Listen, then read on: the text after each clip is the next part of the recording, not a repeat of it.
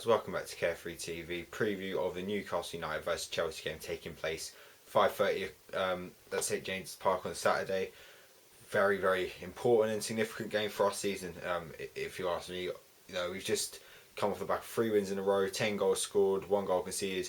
I know you can argue that they've not been the biggest test. I mean, Tel Aviv were one of the worst sides I think I've ever seen us play. Warsaw again, League One, and Arsenal were down to 9 men. But you can only beat what's in front of you, and we've gone and done that. And the key word is obviously momentum. We need to keep this going. Going to Newcastle, I think they're bottom two, they're second bottom, I think, just above Sunderland. I could be wrong. Correct me if I. And obviously they got knocked out by Sheffield Wednesday in the cup in the week. So really, the form book favours us. However, all Chelsea fans know that this is not going to be easy. We always struggle at Newcastle, and for that reason, it would not surprise me if we were to drop points. Quite why Mourinho has never won at St James's Park is beyond me, because I don't know. Watford can do it.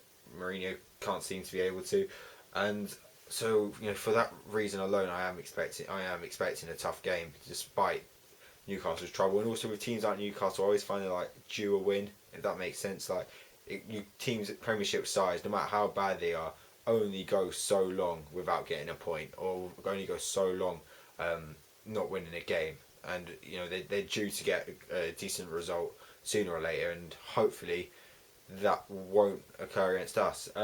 Newcastle, they strengthened quite well in the summer. They've got a few decent players. I think Wijnaldum's a very decent player. Sissoko is a player I do rate quite highly when he's on his day. I think Janmaat, the fullback, is fantastic. I think he's very, very underrated. But as I've stated on this channel a few times before, it's not those players we've got to worry about. We've got to worry about their crap players. We've got to worry about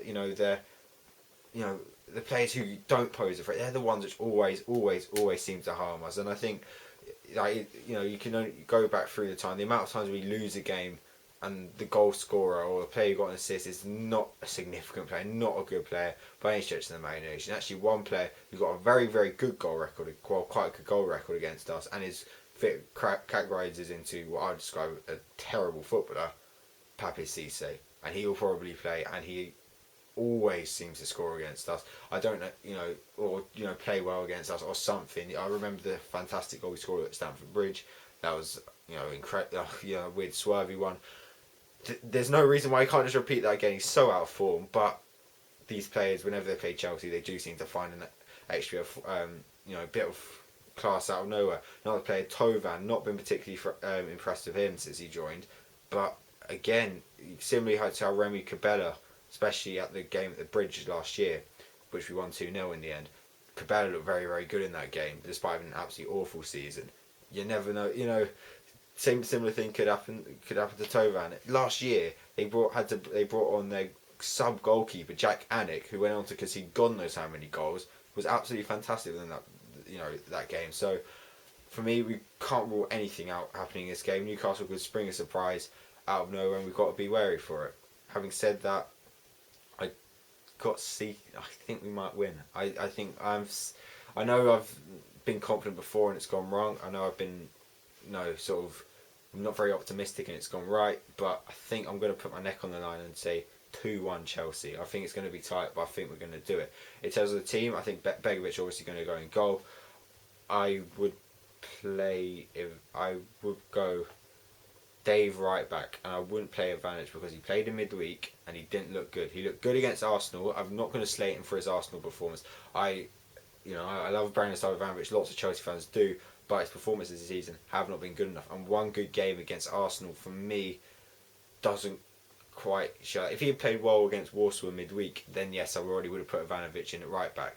But he didn't look great. And obviously, Newcastle obviously like I've previously mentioned, Tovan, he's not been brilliant this season, but he could pull something out of the bag against us. And I would personally like to see Dave over at right back. Over at left back, Baba Rahman, I felt he looked a lot against Tel Aviv, didn't really set the world alight, but looked very good against Warsaw. But then again, it is only Warsaw. Kurt Zuma for me has to play centre back. He was unbelievable against Arsenal, absolute rock at the back. And alongside him, I would play John Terry. I think Newcastle away, night game under the lights, hostile home crowd. I think this is John Terry's bread and butter. I think he should definitely, and I think he is still a top defender. I still think he can do a job. I've said at the start of the season he won't be able to play every game this season, but he can definitely fill in where needed. So I'm going to play John Terry. Defensive midfield. Now we're going to, with what players like Wijnaldum, players like Sissoko, who are going to be running at us, we're going to decide midfield, and that's why I'm going to go for Matic and Loftus-Cheek. I think Fabregas playing that deeper role this time will get absolutely torn to shreds. I don't see what he could possibly offer in a game like this, and I think Loftus-Cheek, Tel Aviv, brilliant. Warsaw, brilliant. Palace when he came on, he was very, very good. You know, this kid, everything which has been thrown in front of him, he's dealt with. So why not give him a start? Why not? I think he deserves it. I think you could even argue probably one of our better performers this season because we have not been great. So for me, Loftus-Cheek has got to go next to Nemanja Matic. Hazard out on the wing, looked good against Arsenal. Got a goal, kind of. I know it went down to Chambers' own goal, but I'd like to think of that as being a Hazard goal. So I have Hazard on the left, Pedro on the right, brilliant goal against Warsaw midweek. Oscar in the number 10. I've dropped Fabregas, not because I think Fabregas is playing badly. I felt against Arsenal and Tel Aviv he was very, very good, but I just don't think this is the sort of game which will suit him. I think he would be much better against Southampton at home next week, in my opinion. And then up front, Diego Costa is obviously banned. I think that is the right decision, but what I don't understand is how Gabriel got away with it. I think Gabriel and Costa should both receive bans, not just Gabriel losing his and Costa getting his, but you know, don't want to go into that completely. And I would go Loic Remy up front because that would wind them up a lot. Obviously, he used to play for Newcastle. Always, you know, I think the defenders would be so focused on not letting him score because the Geordie crowd will switch like that. If Remy was to get a goal, it might free up spaces in other areas. And I felt Falcao against Warsaw did not look sharp at all. He looked a bit off the pace. So that's my team. That's sort of my thoughts on the game. I don't know if I'll be able to do a review of this game because I think I've got family over or something. Something might stop me.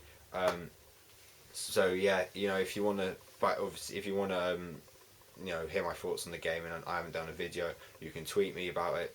My link to that will be in the description below. If you're going to St James's, enjoy it. It's the weigh-in's right at the top. Quite a big allocation, about 3,000, so it could be a good away day if we are to get the win.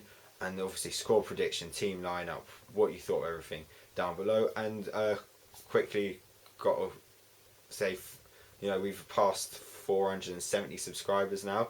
We're getting closer to 500, and I think that's incredible, to be honest. If I could hit, I'm going to try and set a target of can we hit 500 subscribers by Christmas. And you could go, you know, I think that's realistic in my opinion. So yeah, thanks for watching.